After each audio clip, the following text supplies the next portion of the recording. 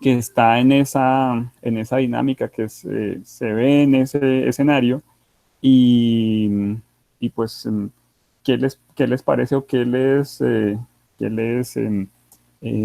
sensibiliza con relación a esto. Entonces, primero que todo, y para ser muy breve, quiero hablar sobre las revoluciones industriales. ¿Qué son las revoluciones industriales? Eh, en este aspecto, uno normalmente siempre se acuerda de la revolución industrial que le enseñaron en el colegio, de la revolución del vapor y del tren, y que con esto se podía hacer industrialización de la lana, en fin. Y en efecto, esa fue la primera revolución industrial, pero no han parado ahí. La primera revolución industrial ocurrió en el siglo XVIII, y fíjense ustedes que han ocurrido otras que para uno en este mundo, en este instante, pues son normales, ¿no? Uno ya se acostumbró a hablar de energía, ya no se imagina el mundo hoy en día, imagínense hoy en día el mundo sin internet, mucho menos sin computadores, sin energía, sin redes sociales, en fin. Pero eso ha sido una evolución constante y una construcción que se ha hecho eh, de tecnología sobre tecnología. ¿Qué es lo particular o qué es lo importante de reconocer una revolución industrial? Porque no todas las tecnologías nuevas generan una revolución industrial. ¿En qué momento se genera y por qué? Yo dejé ahí como un resumen de básicamente tres elementos que son las que hacen diferente una etapa de nuevas tecnologías que configuran una revolución industrial. Y son esas, ¿sí? Existen nuevas formas de organización social, o sea, las personas se organizan diferente, existirán nuevos cargos, los cargos que uno hoy en día tiene posiblemente tienen otro nombre, con esta dinámica. Es el caso, por ejemplo, del mío. Yo cuando estudié ingeniería de sistemas nunca me imaginé que el nombre de mi cargo existiera. Eh, yo soy líder de ciencia de datos, y eso hoy en día es un término, digamos, de una otra forma bastante común y normal, pero hace 15 años, 20 años, cuando yo empecé a estudiar esto, no era como tan claro. Entonces, a eso es que se refiere las nuevas formas de organización, nuevos modelos económicos, porque estas tecnologías otorgan formas diferentes de intercambio, de transacciones económicas. Se compra y se venden servicios y productos con otras formas y otras medidas, y sobre todo existen nuevos modelos de producción. Las formas o los elementos o los sistemas de producción se ven fuertemente influenciados por esa tecnología, y cuando estos tres elementos se configuran, se determina y se define una nueva revolución industrial. En la revolución en la que estamos, básicamente la que manda son los datos, y yo ahí abajito puse qué era lo preponderante o lo importante en ese momento. En el inicio, la primera revolución industrial, lo que movía todo era el carbón, luego llegó el petróleo, y con el petróleo la masificación de la electricidad. En los años 50 y 60, el inicio y la creación del hardware y software del nacimiento de las ciencias de la computación hicieron que naciera pues lo que se conoce hoy como la ingeniería de software y la ingeniería relacionada con los aspectos tecnológicos digitales. Y hoy en día el que mueve el mundo son los datos. La cuarta revolución industrial se caracteriza por eso, por tener una congruencia importante con respecto a la información, y esos nuevos modelos económicos, las nuevas formas de organización y los nuevos modelos de producción se entienden con esa dinámica. Datos que están entrando y saliendo y que están construyendo formas diferentes de reconocer, de distribuir riqueza, de construir dinámicas, de reconocer finalmente al ser humano. Lo principal, y creo yo lo inmutable de lo que estamos diciendo aquí, es que en ninguna medida, y creo yo que ahí es donde empieza a tocar las artes y la importancia de las artes en esta cuarta revolución industrial, y es que en cualquier medida siempre estamos hablando de humanos. Y en ocasiones los que trabajamos sobre todo en aspectos industriales y que estamos hablando y teniendo que ver con máquinas todo el tiempo, nos olvidamos que finalmente nuestro trabajo se orienta siempre a la humanidad.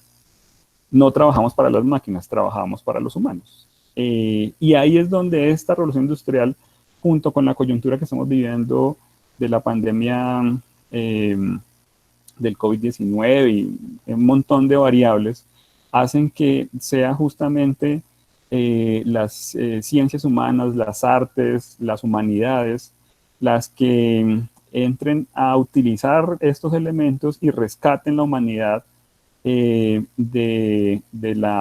pues, del momento incierto en el que estamos viviendo. Eso lo leí ayer de un autor que se llama Tomás Puello, un español, psicólogo muy reconocido y creo yo un pensador bastante interesante. Eh, Abajo entonces les ponía yo quién eran los que manejaban quiénes eran los chachos, pues los reconocidos que manejaban esta revolución. Y entonces en su momento, pues los que sabían de mecanización, ingenieros mecánicos, técnicos, mecánicos, eran los que sabían manejar las máquinas, controlarlas, venderlas, distribuirlas, eran los que se llevaron la gran tajada. Luego llegó aquellos que sabían manejar la electricidad y más que la electricidad, la energía. Entonces la energía a través de combustión o la energía a través de electricidad y las ingenierías nuevamente tuvieron un papel importante acá. Más recientemente, en los años 50, las ciencias de la computación dio origen a un grupo de seres que se encargaban de crear software, que es un intangible hoy en día tal vez de los más valiosos de nuestra sociedad, pero que en su momento no era muy claro dónde empezaba uno y determinaba el otro. Pero en la revolución industrial en la que estamos hoy no es muy claro quién va a ser el que lidera la tecnología, quién va a ser el que lidere la revolución industrial. Porque en esta revolución industrial lo importante no es saber manejar los datos. Fíjense que en las otras ese era lo importante, saber manejar el motor, saber manejar la mecánica, saber manejar el computador. Aquí lo importante, los datos finalmente son de todo el mundo, o el que los genera o el que los necesite. Entonces, posiblemente no va a ser los ingenieros los que muevan esta tecnología, sino van a ser los que aprendan o los que reconozcan en el valor de los datos eh, la forma en cómo deben encontrar y cómo deben llevar ese valor a la sociedad. En ese entendido, ustedes y todos los que trabajamos en la Escuela de Artes, pues tienen una cabida muy importante porque la cuarta revolución industrial justamente es un llamado a eso, un llamado a reconocer la tecnología como parte de mi desempeño, cómo la incorporo y cómo le saco valor a esa tecnología para poderla explotar, generar, pues más que utilidades económicas, utilidades humanas, ¿sí? Nuevamente. La cuarta revolución industrial pues arrancó hace más o menos unos 10 años, tal vez menos. La historia dirá exactamente cuándo arrancó. Algunos dicen que fue cuando Steve Jobs presentó su smartphone por ahí en el 2007, otros dicen que no, que fue después, en el 2013. Finalmente está como en esos momentos. Pero lo que sí es cierto es que estamos montados ahí en el bus. Y una revolución industrial no para por lo menos en unos 20 años, o sea, hasta que unas nuevas tecnologías hagan que cambie el aspecto. Ya se está hablando incluso de la quinta. Entonces, ese reconocimiento, esa identificación es donde quiero en la que hoy trabajemos y cómo a partir de el valor que nosotros tengamos dentro de la sociedad, y cómo a través o más bien, el valor que vamos a tener dentro de esta sociedad va a ser el valor en el que utilicemos estas nuevas herramientas para poder potencializar nuestras habilidades. La cuarta revolución industrial esto es de la IEEE, es una asociación de ingenieros, se articuló a partir de muchas tecnologías. Estas son las más importantes y las que están generando el cambio. Posiblemente habrán más, pero quiero que nos enfoquemos en estas, que son las que, pues por temas de tiempo tampoco puedo hablar de muchas, pero creo yo que son las que más pueden tocar lo relacionado con las artes, y es ahí donde quiero que nos enfoquemos el día de hoy. La primera, tal vez, y la más fácil de reconocer como un elemento de la construcción artística, entendiendo una construcción artística como aquella forma o aquel poder de entregar una sensibilidad, de poder transmitir el intangible tan valioso que son los sentimientos, y que en ese al que se lo transfiero genere también una emoción, genere algún cambio, le genere algo, mejor dicho. Entonces, ¿cómo hacer? Y en esto lo hablábamos también ayer, cómo hacer a través de la tecnología que aparentemente es tan fría y pues inerte, para que esa transmisión de emociones y de sentimientos y de calor humano ocurra. Y sí, se puede. Y de hecho, posiblemente algunos artistas que están aquí en esta sesión dirán lo mismo, y posiblemente algunos lo habrán hecho. La primera tecnología que la que quiero hablar es la... bueno, primero que todo quiero que lo revisemos siempre en 4 vertientes, 4 aristas. El arte inmerso en estas tecnologías como un elemento o que la tecnología aporte al arte en su aspecto de producción, de cómo se produce el arte, cómo se genera, incluso cómo se inspira en él, el arte, cómo se inspira en la tecnología más bien. En otra arista, el aspecto logístico, o sea, cómo entrego, cómo hago para que mi interlocutor reciba esta obra artística, llámese como se llame, o en el lenguaje que ustedes quieran proponer.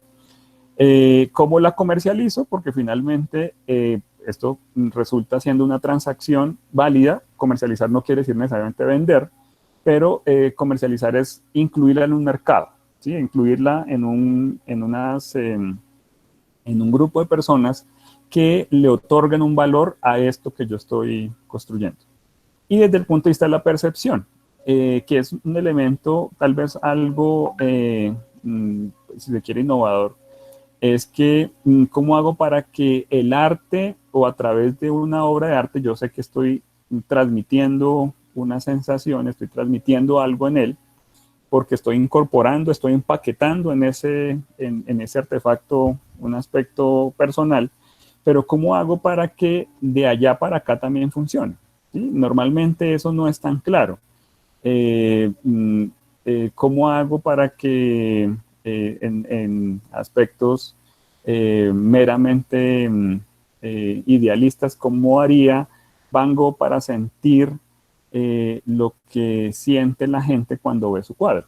¿O cómo hace para conocer qué es lo que está diciendo la gente de sus cuadros, de sus obras, bueno, de lo que produjo?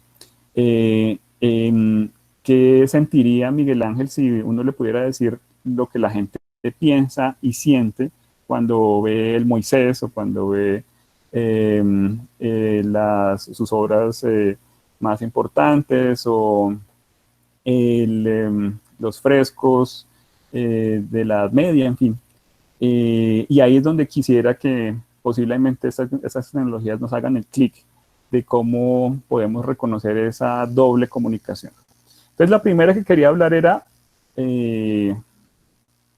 impresión 3D, que tal vez es como la más lógica y la más obvia, como un elemento nuevo para incorporar en las artes. Los que ven aquí son 2 ejemplos. No quise traer la explicación técnica porque creo yo que no requiere gran explicación. Es una capacidad de unas máquinas para poder generar, a través de unos modelos, de unos mapas que uno hace, poder imprimir en 3 dimensiones. ¿Sí? Ya normalmente uno imprime en 2, a lo ancho y a lo largo, pero se pueden imprimir en 3 dimensiones, y adicionalmente imprimir texturas, imprimir colores, generar otro tipo de elementos. Entonces, lo que ustedes ven arriba es una obra de Joshua Harker, que es un ingeniero con una vena artística importante, y cualquiera que ve la obra diría, pues sí, tiene cara de arte, ¿no? O al menos me transmite algo, que ahí es lo que estamos diciendo. Es donde está el valor de esa obra o de ese artefacto. Y el ejemplo que está abajo es la voz de Azaro, que este sí es artista formado y luego se formó como ingeniero, en el que él hace un mensaje, lo graba, y lo que imprimió fue su voz en ese mensaje. Las dos obras han sido, algunos dicen que no, que digamos que en el caso de Azaro realmente fue lo que ocurrió ahí fue pues una mera impresión de un elemento físico. En fin, la discusión aquí es amplia, pero la impresión 3D ha llegado con fuerza porque le permite al artista plástico, sobre todo en este aspecto que estamos refiriéndonos aquí, a encontrar formas diferentes, materiales diferentes, elementos diferentes, y ya su construcción se hace diferente, y esa diferencia genera también valor en el artefacto, porque puede que normalmente los que construyen basados en cera o en barro, necesitan, muchos de ellos lo dicen, necesitan tocar el material con sus manos para poder sentir y transmitir esa emoción que están imprimiendo allí. Pero hace unos años, sí, escuché a Botero algo que me pareció importante. Le preguntan algo similar y él decía sí, pero yo, por ejemplo, en las obras en el caso de la entrevista que le hacían, que era particularmente, creo que era El Gato, el que está en Barcelona, él decía, pues ustedes no crean que yo solito hice esta obra magnífica, pues porque pesa como 2 toneladas y está hecho de material. Y dijo, no, yo lo que hice fue transmitir y generar esa emoción a través de un diseño, y ese diseño pues alguien me ayudó a hacerlo, y yo estuve obviamente ahí muy pendiente y al tanto de cada uno de los detalles que yo quería que se pusiera, incluso en ese detallado cambié algunas cositas, en fin. Posiblemente la impresión 3D también es eso, ¿no? Es algo que permite al artista generar una composición diferente, un proceso creativo diferente, pero en esa diferencia pues también hay valor, y donde tenemos que también reconocer que puede ser una tecnología que permita llegar de formas diferentes a personas diferentes. Entonces imagínense, por ejemplo, que la impresión 3D, ahora que estamos en tiempos de COVID, pues una obra impresa en 3D, pues cualquiera la recibiría un poco, y posiblemente le echa alcohol le eche miles de ungüentos para poderlo desinfectar si le llegara a su casa. Por muy obra que sea de Joshua Harker, pues yo lo haría. Pero, ¿qué pasaría si yo tuviera la impresora 3D en mi casa y a través de un proceso remoto el artista me manda su diseño y la impresora genera su obra? ¿Sí? Fíjense que es un concepto bien importante y bien diferente. Nuevamente, el artista o lo que el artista está poniendo en su obra no es la materialización del artefacto, es el diseño. Y en ese diseño es donde él está transmitiendo su emoción, y eso fue lo que yo compré como comprador de arte. Entonces las cosas empiezan a hacerse diferentes, y empiezan a existir formas también alternas de hacer la construcción. Yo no necesito entonces tener 20 impresoras 3D, posiblemente sí para hacer mis pruebas y mis cosas, pero en un corto tiempo, digo yo corto, menos de 20 años, 10 años posiblemente, la gente va a tener, así como tiene sus impresoras, así como tengo la mía atrás, va a tener sus impresoras 3D en su casa. Y yo, cuando mis estudiantes me mandan un trabajo, yo ya no se los pido en papel. Pues si necesito imprimirlo y eso, pues lo imprimo en mi impresora ya, pero el valor de lo que está ahí fue lo que ellos escribieron, no el documento. Posiblemente hacia allá transitemos en algún momento. La siguiente tecnología, y rápidamente para no quitarles mucho tiempo, es Big Data y Analítica, y tal vez, y por eso les decía que cada vez nos vamos a ir complejizando más, porque es de las tecnologías que uno menos tal vez reconoce como parte o como elemento de pues del arte, ¿no? No sé. Sí, sí, ya. Lo de la regulación va al final. Ese es el bonus track que les tengo también. Sabía que esa pregunta iba a existir. Gracias, Tanji. Pero entonces este es de los elementos que uno menos lo reconoce como parte del arte, ¿sí? Es más estructurado. La inteligencia artificial es un componente, es un concepto. Fíjense que nos vamos para los años 50, en el que se pretende entregarle a las máquinas aspectos, si se quiere, normales, habituales, rutinarios, humanos, y pues para eso existen varias formas y ha evolucionado, incluso los conceptos también y los términos han evolucionado. En los años 80 el machine learning, o más bien la inteligencia artificial basada en matemáticas, estadística, en fin, fue la que generó, y tal vez es lo que hoy en día se está explotando pues de una forma fuerte. Y el deep learning es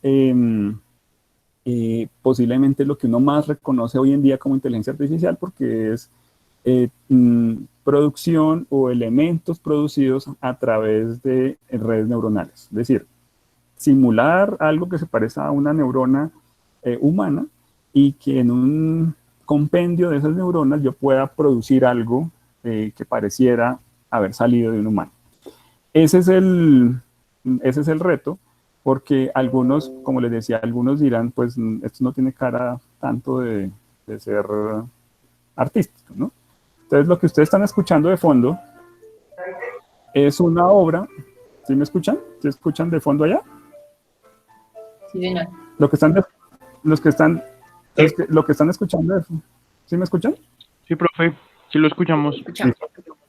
Lo que está escuchando de fondo es una obra hecha a partir, es de un autor eh, de esta gente medio que tiene un pie en cada lado. Entonces también particularmente lo conocí en España hace un tiempo, y es un ingeniero que trabaja en Telefónica, incluso trabajó muchos años en Telefónica y salió hace poco porque su vena artística pues explotó, generó, y lo que él hace ahora es hacer composiciones, de hecho no son de él dice que, y es cierto, él lo que hace es configurar un software para que genere construcciones como la que están escuchando.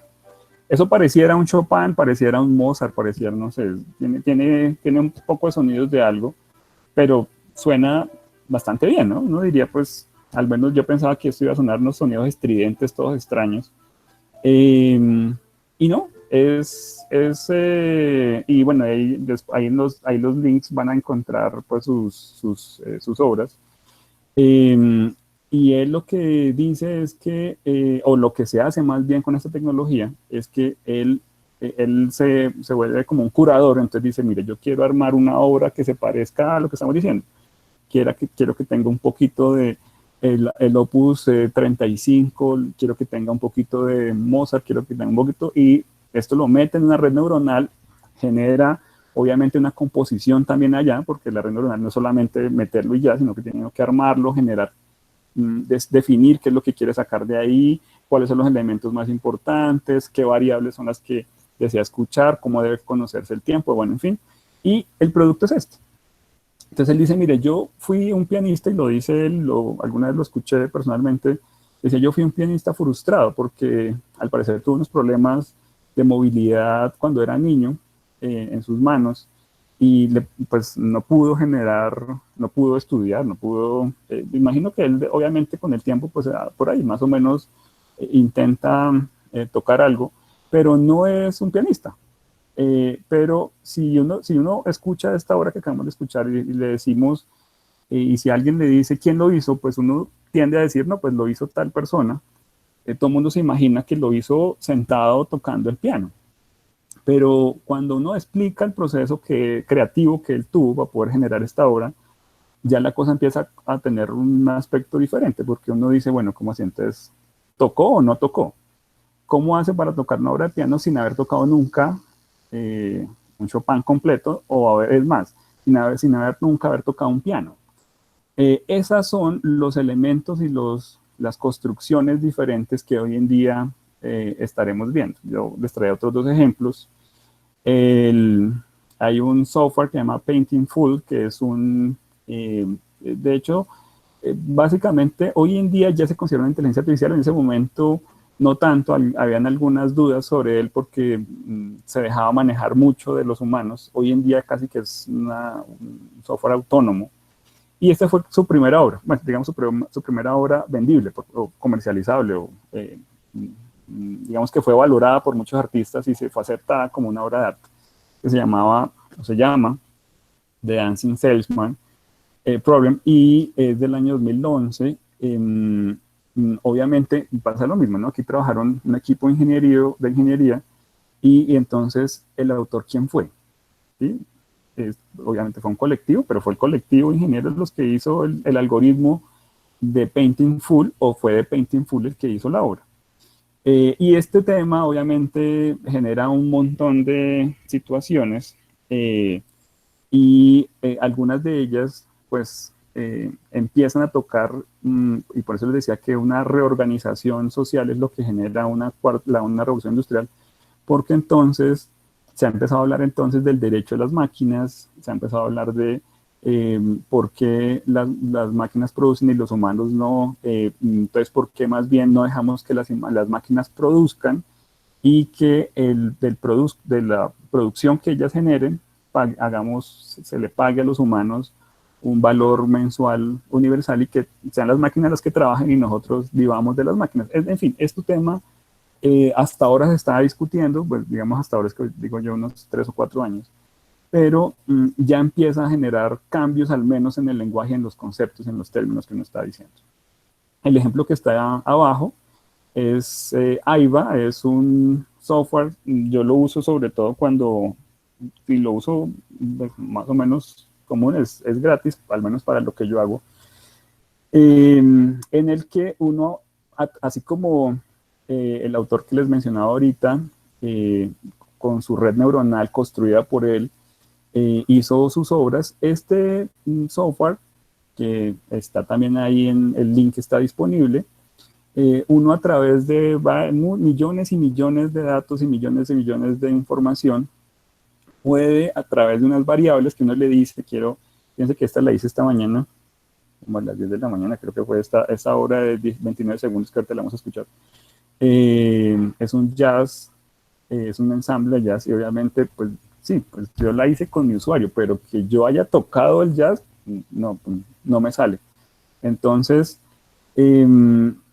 ¿cómo se hizo esto? Con inteligencia artificial, con Deep Learning, en el que un grupo de información, millones de datos, que ahí es donde se conecta el concepto de Big Data y inteligencia artificial. Esos millones de datos están guardados en un Big Data o en una base de datos enorme. Son aprovechados por esta tecnología de análisis, inteligencia artificial, Machine Learning o Deep Learning, y entre ellos dos, entre esa armonía entre datos y análisis, se construyen o se producen estos productos. Entonces, ¿cuál es el objetivo de este? Hacer pequeños sketch musicales, pequeños sonidos que puedan servir, por ejemplo, de fondo en un video, que yo normalmente lo uso para eso, pero que no, pues como es mío y fue una construcción nueva, es decir, no hay, eso sí es absolutamente comprobable, no existe o más bien la probabilidad de que un producto, de que una pieza musical sea igual a la otra, es de una en, creo que era 5.000 millones, una cosa así, la probabilidad, es decir, improbable. Porque pues la información que yo le incluyo, más los datos que están disponibles en ese instante, más el deseo del autor de hacer una cosa u otra hace que pues, el producto siempre sea diferente. Incluso yo he intentado hacer que, he procurado que suene igual a una cosa que yo hice hace 8 días y se me borró y ya no lo puedo volver a hacer. Entonces, me suena parecido, pero no es igual. Entonces, ¿qué es lo clave aquí? Estos productos o esta plataforma lo que intenta es que personas como yo, que no le gusta utilizar software ni música sin permiso, pues pueda construir su propio software. Pues finalmente yo lo que lo uso es para hacer fondos musicales o cuando, bueno, mis estudiantes cuando estábamos en las aulas saben que yo cuando había un parcial entonces les ponía música y la música que les ponía era de este tipo. Entonces, pues para no emplear derechos de autor. Y eso lo utilizan hoy en día, esta plataforma es muy utilizada por youtubers, por personas de redes sociales, que requieren también fondos musicales y que no necesariamente pues tengan que pagar por él, sino que sea una producción de cada uno, ¿sí? Y eso pues también le agrega un poquito de valor a su producto porque hasta la música fue creada por el productor del contenido. La siguiente tecnología es realidad aumentada. Esta tecnología diferencia o se aleja, se aparta un poco de la realidad virtual y de hecho le puse ahí la comparación porque la realidad virtual sobre todo requiere elementos, requiere un casco, requiere guantes, requiere artículos dispuestos para yo poder sentir esa inmersión en una realidad que no existe en ninguna parte. Mientras que la realidad aumentada lo que hace es que utiliza la realidad física, que finalmente, digamos que no es que sea una realidad absoluta, como decía Ginás, es una realidad creada por mis sentidos, pero bueno, ese es otro problema, esa es otra discusión. Esa realidad que yo veo, que yo siento, es que utilizo algún celular o una cámara o algún elemento, digamos, mucho más sencillo de conseguir, y a través de ese elemento lo que hago es que esa realidad física adquiere capas de información adicional y yo puedo incluso también construir escenarios y puedo construir formas diferentes de entregar el arte. Dos ejemplos que tengo aquí. Uno es el Virtual Door de Vincent Van Gogh. Es una puerta que estuvo, creo que hasta el año pasado, bueno, no sé si este año también estaba ahí, estaba en un parque en Holanda, con el que la puerta estaba sola, y uno con un celular podía ir hasta la puerta y a través de una aplicación podía uno entrar a la habitación de Van Gogh. Ahora les muestro el video para no cortarles aquí. Y la otra, que siempre me ha parecido genial este ejemplo, es realidad aumentada en las artes, en el arte callejero. Entonces uno en su celular, cuando va en el Transmilenio, en el bus, en el taxi, en el carro, lo que sea, uno podría, por ejemplo, parar en un semáforo, bueno, apagar el carro más bien para ser más seguro, sacar su celular y ponerlo en un graffiti o en una pared que está pintada, y eso va a generar una experiencia. Por eso le puse el término, porque creo yo que eso es lo que hace el cambio. Se convierte de un arte callejero o un graffiti a una experiencia, porque el artista puede poner no solamente lo que dibujó y lo que plasmó allá, sino que también puede impregnar de música, de animación, de video, de generar pues todo un contenido alrededor de él, y eso incluso podría hacerlo todos los días diferente. Entonces, si el autor o si el señor del carro que estamos diciendo, el Transmilenio, el que sea, pasa por ahí al otro día y vuelve y pone el celular, posiblemente vea una cosa diferente. Y ahí entonces empiezan a conjugarse esas tecnologías, y yo, en la medida en que este señor que pasa por el Transmilenio y toma la foto, utiliza su celular para ver lo que yo estoy poniendo en mi arte callejero, algunas veces puede poner like, o a veces puede poner dedito arriba, dedito abajo, puede poner corazón, en fin, puede poner su retroalimentación. Y ahí era donde yo les decía que yo puedo empezar a reconocer, yo como autor, qué es lo que está sintiendo el usuario en ese momento cuando está viéndolo.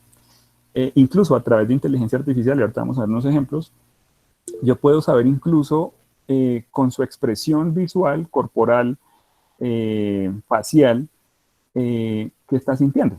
¿Sí? Y ahí la cosa empieza a ser nuevamente disruptiva porque pues habitualmente como artista se crea un producto, se crea un artefacto, se crea un elemento, se crea una obra y ya, pues ahí está lo que yo sentí en ese momento, pero pues a menos que yo esté en ese momento y que alguien me diga qué cree o qué siente de la obra, pues no voy a saberlo de otra forma.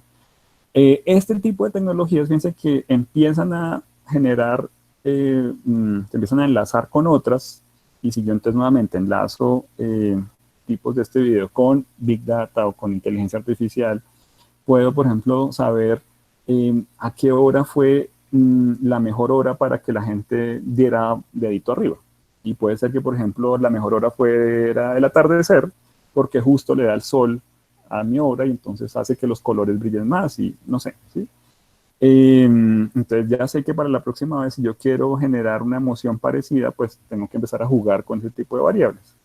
Esto es algo que no podíamos hacer habitualmente, nuevamente, pero pues ya es muy fácil y de hecho es muy barato hacerlo, no, pues no se requiere la superinversión y empiezan a generar cambios en la forma en cómo se entrega y lo que estamos diciendo de la logística, cómo yo le doy mi obra, cómo le genero esa sensación a mi observador de la obra que estoy desarrollando.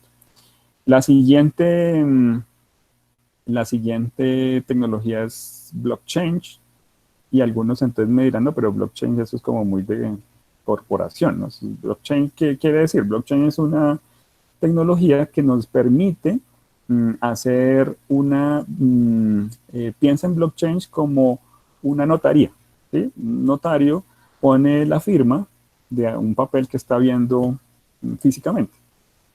Pero pues él no escribió ni el papel, ni tampoco fue el que firmó, ni tampoco, pues de hecho a él fue el que le llevaron el papel para que dijera que sí es auténtico. Blockchain se parece un poco a eso, porque lo que hace es que un grupo enorme de personas en todo el mundo registra una transacción que fue ya aceptada por alguien, por un par de personas, el señor A y el señor B, están de acuerdo en hacer una transacción, una compra, una venta, cualquier tipo de transacción, no, no necesariamente póngalo en términos económicos, cualquier tipo de transacción. Entregar algún recibo, generar algún paz y salvo, dar una felicitación, en fin, cualquier transacción que ustedes quieran identificar. Y eso se conoce, o esa transacción se convierte o se llama un bloque, porque a través de esa red enorme mundial que existe de personas que están minando datos, es aceptado el bloque porque mantiene unas características similares a los anteriores y en el caso, por ejemplo, si fuera una transacción bancaria, se acepta porque el saldo de la transacción permite hacer el retiro. Digamos que esa sea la regla, por decir algo. Existe una verificación mundial y si se acepta por todos, entra a la cadena de bloques, por eso se llama blockchain.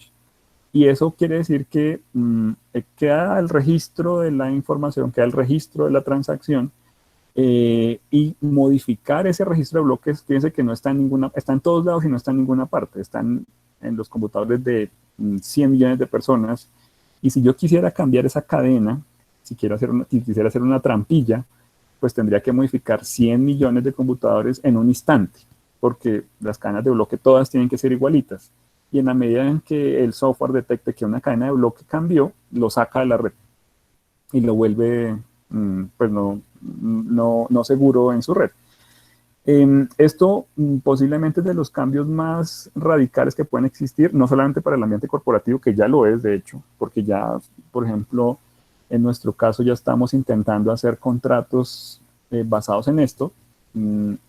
Yo hago un trato con otra persona, entonces le digo por sus servicios o sus productos, si usted me lo entrega en tal día, en tal hora, no sé qué, pues yo le pago tal plata y ya, y no necesitamos hacer ni firmas, no necesitamos hacer ni notarías, ni pagar impuestos, En fin, ¿sí? Hasta ahora son pruebas que estamos haciendo, pero funciona. ¿Sí? Ahora, este tema, ¿cómo entra? Para contestar un poco la pregunta que me hacían ahorita de cómo hacemos para que se valide que la obra que yo le mandé por la impresora de 3D, pues no me la impriman 10 veces o 100 veces y me la impriman y me la vendan después aparte. Pues para eso ya existe incluso. Hay varios proyectos, solamente traje 3 ejemplos, hay muchos. Un ejemplo que me ha parecido muy innovador es el proyecto ScarApp. Es un proyecto, pero que en este mundo en el que vivimos, en el que ya, pues digamos que el proyecto nació en Europa, pero pues, realmente decir que es un proyecto europeo es limitarlo mucho porque pues obviamente aquí hay artistas de todo el mundo. ¿Qué es el proyecto ScarApp? Es un proyecto en el que las obras de arte se firman digamos, es un colectivo que firma como ScarApp, y este colectivo acepta una obra siempre y cuando todo el colectivo esté de acuerdo. Es un colectivo bastante riguroso, muy exigente, digamos que el estándar no solo de calidad de producción, sino de calidad de representación de la obra. En fin, existe una serie de variables que ellos utilizan. Se encargan de, a través de blockchain, permitir que una obra entre o no a ese círculo, y no solamente va de ahí. La obra entra a ser parte del proyecto ScarApp, sino que también ellos tienen una criptomoneda. El Bitcoin es un producto del blockchain, es la tecnología con la que se basa Bitcoin es blockchain. Entonces tienen una criptomoneda que se llama ScarApp, y si alguien quiere comprarle alguno de sus obras, pues primero que todo está totalmente certificado, pues no existe pues un mecanismo diferente o más fidedigno que un blockchain para saber que la obra que yo estoy comprando efectivamente es la obra del artista que la construyó, sino que también se paga en criptomoneda. ¿Qué es lo importante aquí? Que fue un proyecto que así lo diseñaron ellos. Cuando se paga en esta criptomoneda, la distribución de ese valor se distribuye entre todo el colectivo. Entonces, tiene un equilibrio bastante interesante porque en la medida en que más obras se produzcan y sean aceptadas en este colectivo, obviamente por la rigurosidad y por la excelencia de las obras, pues tienen un alto valor, incluso obviamente el esnovismo también de comprar cosas por internet y utilizando blockchain les ha ayudado mucho, hace que sea un colectivo muy lucrativo. Se dice, obviamente pues es difícil hacer una valoración en este momento de cuánto han recibido, cuánto no, porque piense que nada de esto pasa por el banco, no tienen notarios, no tienen firmas, de hecho no saben quiénes son las personas. Lo único cierto es que la tecnología funciona 100%, todo su portal está montado ahí, todas las certificaciones están montadas ahí. Si yo quiero validar una obra, claro que ahí está todo el tracking, dónde se hizo, quién lo hizo, cuándo lo hizo, a qué hora lo hizo, cuándo lo firmó, en qué momento lo firmó, si obedece o no obedece a la misma obra, en fin. Y han generado cierta, digamos, emoción en Europa porque, pues, digamos, empezó como un proyecto muy pequeño, un proyecto de un grupo de artistas pues, que se querían meter en este cuento, pero pues fíjense que ya se ha vuelto toda una plataforma, incluso uno mismo se puede registrar, montar sus obras, ellos hacen todo un proceso de validación, hacen una votación, si sí, entonces la votación queda registrada en blockchain, si es aceptado, entonces entra en este círculo, y si se vende la obra, entonces sí, en fin, es un concepto totalmente diferente. Lo que les decía al principio, nuevas formas de producción y de operación. El segundo ejemplo es un ejemplo más sencillo, es un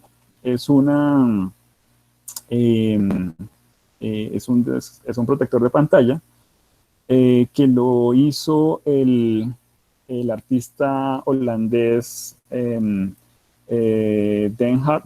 Darpel, que se llama Event Listener. es un descansapantalla que de hecho fue construido con inteligencia artificial. En la página incluso también está ahí en los links, lo menciona. Utilizó un algoritmo específico, pues con unas particularidades esenciales, y cuando se mueve, pues genera, pues, pues genera su obra, tiene una composición valiosa. Y el museo austriaco, el MAC, lo compró en el 2015, y lo particular es que lo pagó en bitcoins, porque el artista decía: yo solo recibo bitcoins, yo no recibo ni marcos, ni dólares, ni euros, ni nada. Y pues al museo le pareció interesante y aceptó y se hizo la transacción. Eh, entonces, imagínense que las obras que ustedes están produciendo como artistas, exista un mercado ya disponible en el que uno le paguen con criptomonedas, en el que la negociación y la transacción se haga por allá. Y era donde yo les decía a ustedes al principio, si nosotros como artistas o el gremio en Colombia está preparado para esto o no. ¿Sí? Fíjense que ya existe un mercado en el mundo, no es pequeño. Lo que les decía, el proyecto Scarab es una cosa pues como tan difícil de rastrear que hay cifras en internet y en todas partes, incluso en el mismo portal no es claro cuánta plata pueden haber recaudado, pero se habla de millones de euros que han recaudado en este momento. Y que se ha distribuido obviamente en los artistas que hacen parte de su círculo, de su proyecto. Entonces, no es un mercado menor, y cada vez está en aumento. Y por último, el ejemplo 3, son 3 portales. De hecho, yo conocí a 2, la semana pasada haciendo la investigación para esta presentación me encontré con un tercero, y deben haber más. Y lo que hacen es que son portales en el que el artista hace su obra. Sí, señor. Walter dice que además es el tema de los contratos inteligentes, total. ¿Sí? Yo puedo hacer incluso una obra basada en un contrato, y el contrato no tengo que tampoco firmarlo. Pues todo se puede hacer con una firma de bloque, con una firma de blockchain. Y entonces estos portales son portales libres, incluso algunos cobran, pero digamos que muy poquito, otros no cobran nada. Y lo que permite es como piense en los derechos de autor como o más bien la tecnología de blockchain habilita de forma física, real, tangible el derecho de autor. Entonces, si yo quiero verificar que mi obra o que esta obra particular pues haya sido un original de Isaac Castañeda, entonces puedo entrar a un portal de estos donde el autor me dice que él fue el donde lo puso, donde lo plasmó, y ahí se ve todo el tracking que la obra ha ido recorriendo en su vida, desde que yo lo creé, desde que salió de mi estudio hasta que está en la puerta del que está preguntando, y él mismo puede saber si el certificado que le entregaron, o si la obra misma, o si el recorrido histórico que ha tenido la obra, pues es auténtica. Y digamos que los curadores o las personas que se dedican a hacer autenticidad de arte, pues ya no tendrían problema, es más, pues ya no se necesitaría, porque ya pues yo podría hacer el rastreo automático desde que salió de la obra, desde que salió del taller del artista hasta mi escritorio. Y cada uno de esos es una cadena de bloque que cada transacción va quedando, y pues yo puedo con toda certeza y absoluta seguridad decir, sí, esta obra en efecto es un Isaac Castañeda sacada del taller hace 5 años, 10 años, 20 años, en fin. En ese sentido, entonces, bueno, la última tecnología que les traía era Internet de las Cosas, y ahorita vemos unos ejemplos y con eso terminamos y les abro paso para que hagan sus preguntas. Internet de las Cosas digamos que es un concepto, ese tal vez es el más nuevo, más moderno, si se quiere, en la medida en que la atomización o la miniaturización de los componentes ha llegado a un punto importante, el costo de los elementos también ha bajado, y ha permitido que el Internet llegue a cualquier cosa. Entonces, se llama Internet de las Cosas justamente por eso, porque yo le puedo poner Internet a lo que ustedes se imaginen, sensores a lo que ustedes se imaginen, y esos sensores a su vez, pues transmiten su dato, lo que están recogiendo, a una central, y esa central pues hace con esa información pues lo que ustedes quieran. Entonces hay dos ejemplos que les traje. Uno es un ejemplo de MIT tiene un laboratorio espectacular, se llama Arts at MIT, y este ejemplo estos dos muchachos son autores de esta obra. Es una obra de iluminación en el puente, llegando a Boston, un puente largo donde ellos pusieron su iluminación.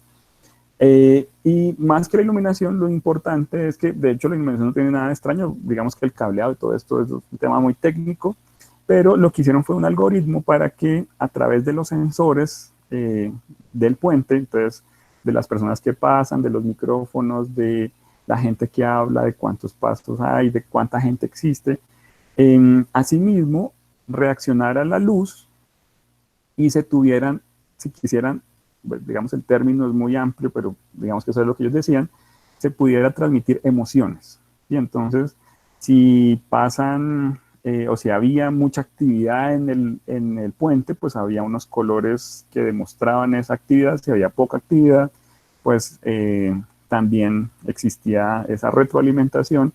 Si había mucha iluminación, si había poca iluminación, si había mucha gente hablando por teléfono y escuchaba muchas voces, pues había otros colores. Y su proyecto de investigación, un proyecto de doctorado, lo que intentaba era poder identificar si las personas se sentían diferente cuando pasaban por el puente. Lo que encontraron es que sí, o sea, la gente, aunque pasaba por el puente, digamos que era una cosa natural como parte del paisaje, cuando quitaron las luces, empezaron a llamar, oye, ¿qué pasó con las luces? Hicieron unas encuestas y en efecto la gente, algunos dijeron que se sentían, no sé, al menos sorprendidos, no sé si más contentos o más tristes, en fin, pero al menos emocionados con lo que el puente, pues, si se quiere el término, les hablaba a medida que ellos iban caminando o en su carro o en su bicicleta, en fin. Pues Boston es una ciudad con muchas bicicletas. Entonces, ¿cómo se hizo? Mucha sensorización, mucho Internet de las Cosas, algoritmo, inteligencia artificial, machine learning, más que inteligencia artificial, machine learning, y pues el mismo algoritmo se iba acoplando a medida que pues el uso se iba intensificando. El otro ejemplo es un ejemplo genial, que siempre me ha parecido fabuloso. Ahorita vamos a ver el video de 1 minuto, se demora. Se llama eCloud, que es una obra montada en el aeropuerto internacional de San José, en California, en el que a través de unos paneles de policarbonato se va volviendo transparente o más intenso el color en la medida en que los sensores de clima van cambiando. Entonces, en la medida en que yo quiero ver el clima de Bogotá, entonces si está nubado, de cloud se vuelve blanca, pues nubado. Si está despejada, pues se vuelve transparente. Y eso genera una sensación, y en ese sí ya se ha validado, incluso hay mucho escrito, artículos incluso de personas que han estado en el aeropuerto y que han durado horas simplemente viendo la nube, y se les pasa el tiempo del vuelo, e incluso el mismo aeropuerto mandó a construir el proyecto porque decía que quería un proyecto donde la gente no se sentara a ver una pantalla, sino que sintiera, ¿sí? Que a través de la sensación le pasara el tiempo. Y eso es lo que parece que hace Cloud. En últimas, entonces, al parecer, con lo que hemos hablado hoy, arte y tecnología tiene algo que el mundo llama magia, pero que yo digo que sigue siendo arte, simplemente utilizando herramientas diferentes. Vamos a ver entonces, bueno, son las fuentes, ahí se las dejo. y vamos a ver los ejemplos muy rápidamente, son, he hecho 5 minutos en ellos. Y con eso finalizamos la sesión. Entonces, vamos a transmitir acá.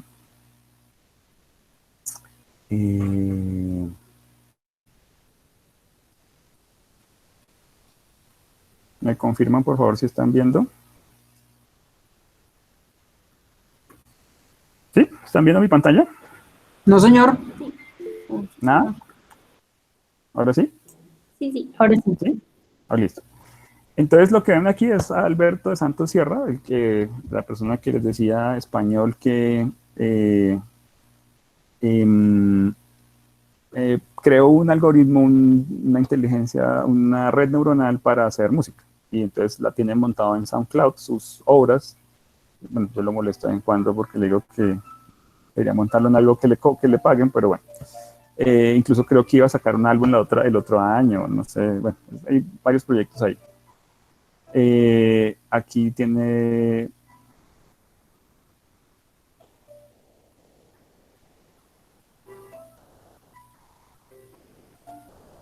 Suena bastante bien. La plataforma que les decía Aiva, entonces fíjense que esta composición la hice esta mañana. Aquí es muy sencillo, uno crea un track y uno le dice qué quiere escuchar, qué quiere que suene más o menos, más que escuchar, más o menos como qué quiere que suene. Y entonces uno le dice, ahí le pide que le cambie unos valores, en fin, que le suba, que le baje, que le quite, que le ponga. Pero lo clave de esto es que él utiliza los datos que le van llegando a su repositorio. Entonces, pues como los datos llegan cada segundo, pues cada instante, pues el producto que sale de esto cada vez es diferente. No hay forma, y lo que les digo, yo lo he intentado incluso varias veces, hacer algo que sea igualito al otro, no, nunca, suena parecido, pero no igual. Entonces, esta es mi composición de hoy. Pues no soy el super artista, pero me suena.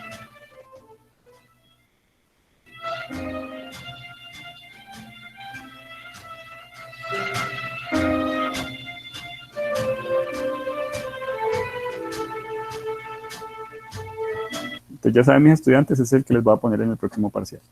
Reloj aumentada, entonces lo que les decía, bueno, voy a mostrarles más bien este ejemplo, que siempre me ha parecido fantástico, el de la puerta de Van Gogh. Entonces, voy a ponerlo, a pasarlo un poquito. Ahí está el celular, está la plaza, y literalmente el señor entra a la habitación.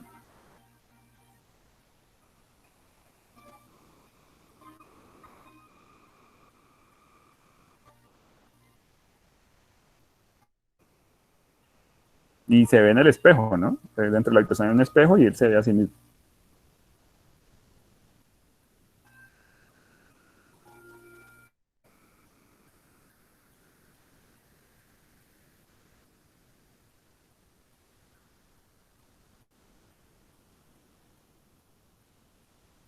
Y sale a la puerta y bueno, vuelve y...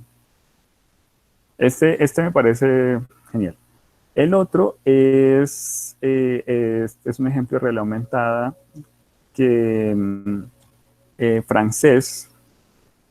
Es un colectivo incluso de artistas de diferente índole, son artistas plásticos, artistas escénicos, que han construido un colectivo donde su principal elemento es que la cohesión entre ellos es la tecnología. Y han creado una galería, no sé si el término adecuado sea una galería, porque realmente es una galería, es teatro, es un poco de cosas, donde pues uno puede ir a interactuar con sus obras, incluso puede uno a generar, todos los días las obras cambian, ¿no? Lo que les decía, aunque el artefacto, el elemento esté disponible, las obras están cambiando. Y la gente hace su calificación, hace sus likes, hace su retroalimentación, e incluso tienen sistemas de cámaras para ver dónde la gente es que se está enfocando más, en cuáles sí, en cuáles no, en fin.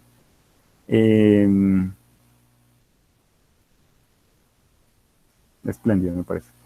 El otro ejemplo, bueno, este era el portal, uno de los portales que les decía, el que utiliza blockchain para hacer autenticidad de arte en el mercado artístico. Este es Verisart. Este sobre todo es muy utilizado. Sé que, por ejemplo, Rusia lo tiene ya instaurado como parte de su mercado completo, toda la parte europea oriental, pero los otros portales están como distribuyendo el mercado en el mundo. Todavía no existe un estándar universal y creo que estaban trabajando en eso, porque aparte de certificar el producto, de certificar la obra, ellos también ofrecen la posibilidad de que se haga la compra por medio de su portal utilizando bitcoins, utilizando otras monedas. Hay otras monedas que también están utilizando. Es diferente al que veíamos del colectivo de artistas. El otro ejemplo era de Cloud, que me parece fantástico. Tuve la oportunidad el año pasado de verlo en vivo y en directo y es una cosa maravillosa. Ay, perdón.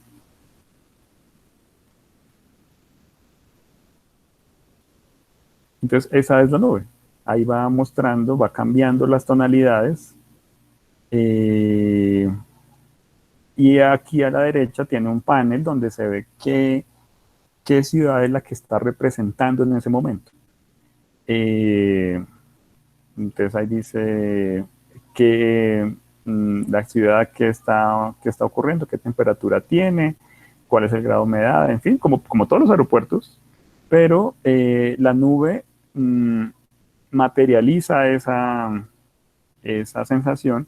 Incluso la gente que entrevistan, esta es la página del proyecto iCloud, en algunos videos, por ejemplo, dicen, hay una persona que están entrevistando y ella dice que va para Nueva York, creo, y está haciendo invierno, y entonces dice ella, yo me sentí en ese momento como en Nueva York, ¿sí? Incluso me dio ganas y me tocó sacar no sé a qué temperatura está en ese momento, decía ella, me tocó sacar el saco y ponérmelo, porque me dio frío.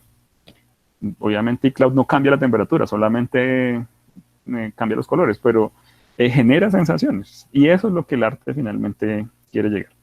Y el último ejemplo que les traía era un poco para diversificarles los ejemplos que les ha traído. Este es Public Art de Pittsburgh.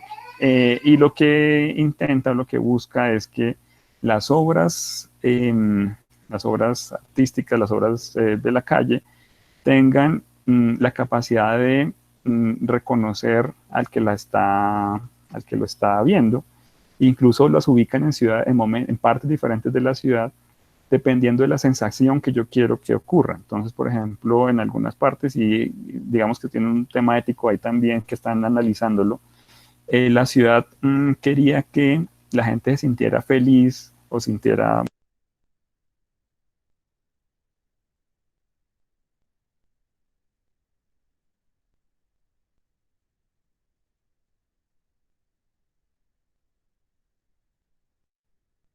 Profe, perdón, es que cerraste el micrófono, no se oye nada.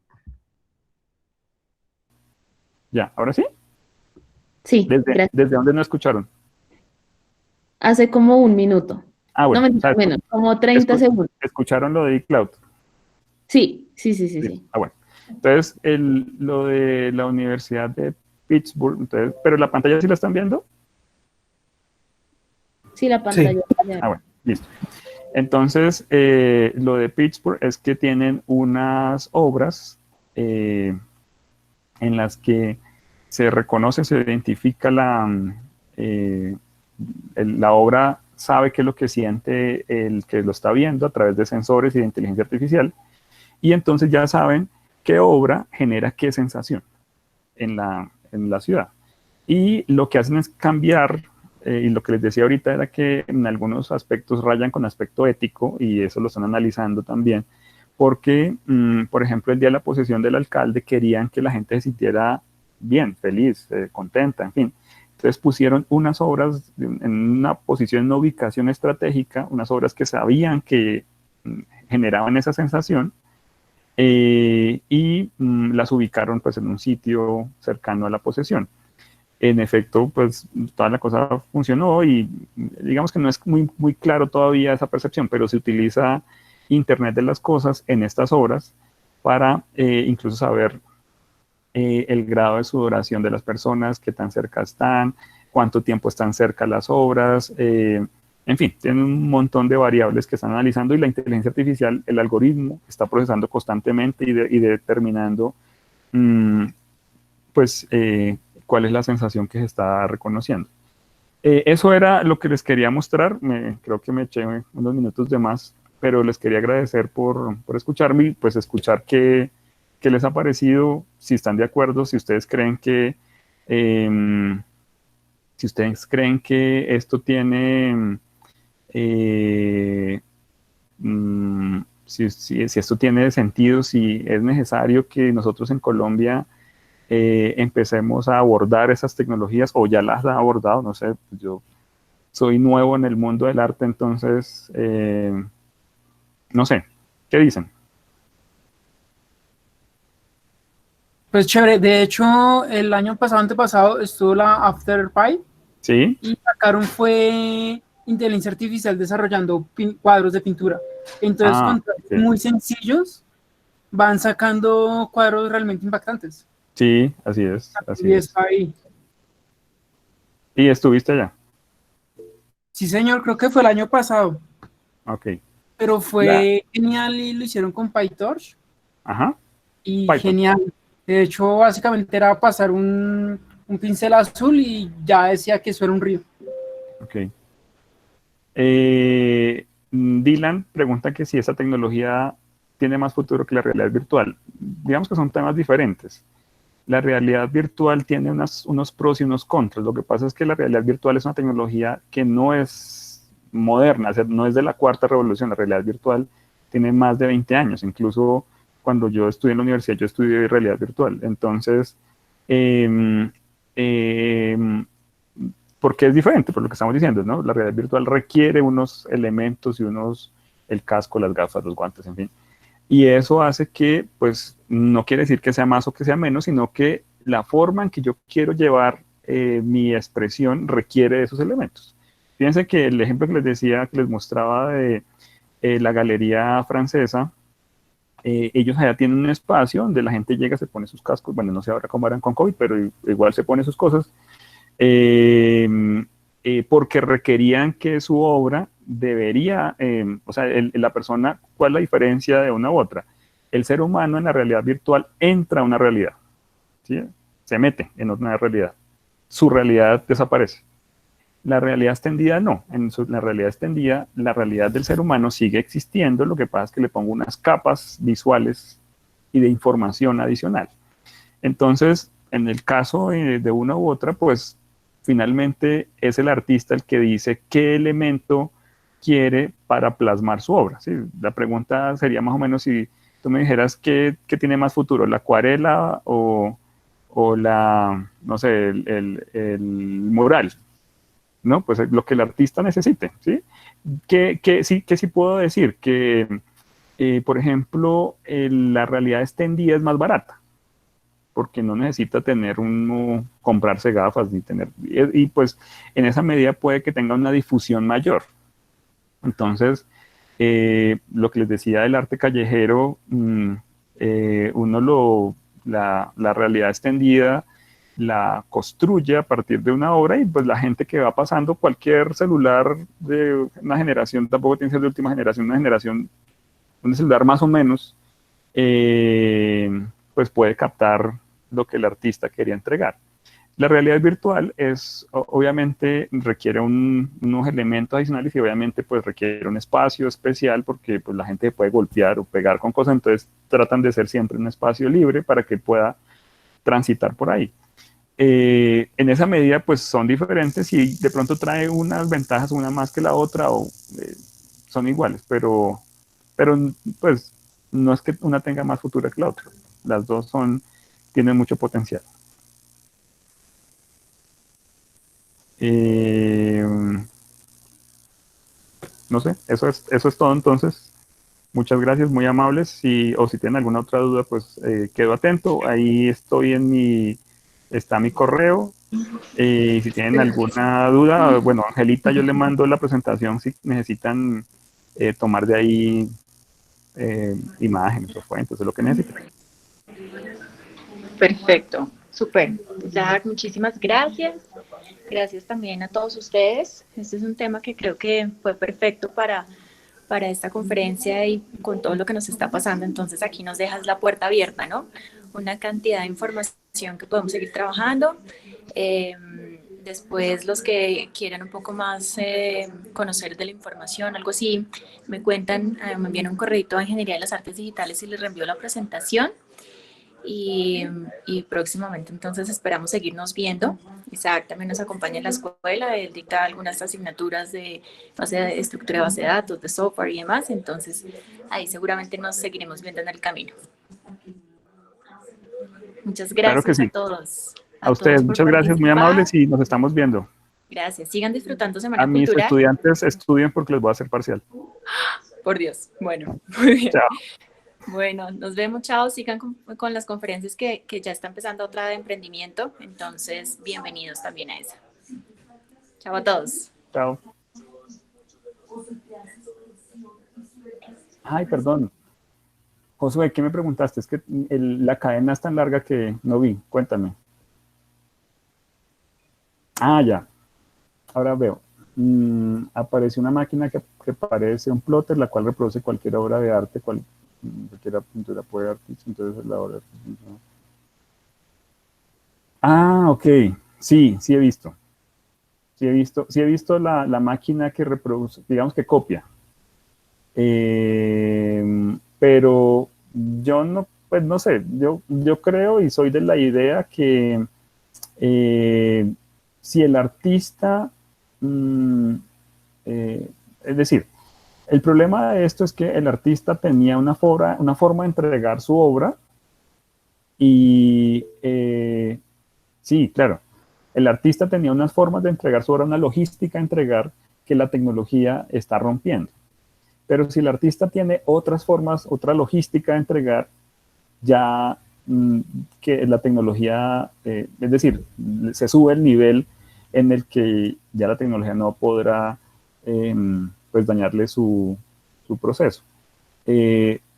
Obviamente siempre va a existir alternativas y siempre va a existir formas en las que uno pueda o uno intente hackear el valor del otro, siempre.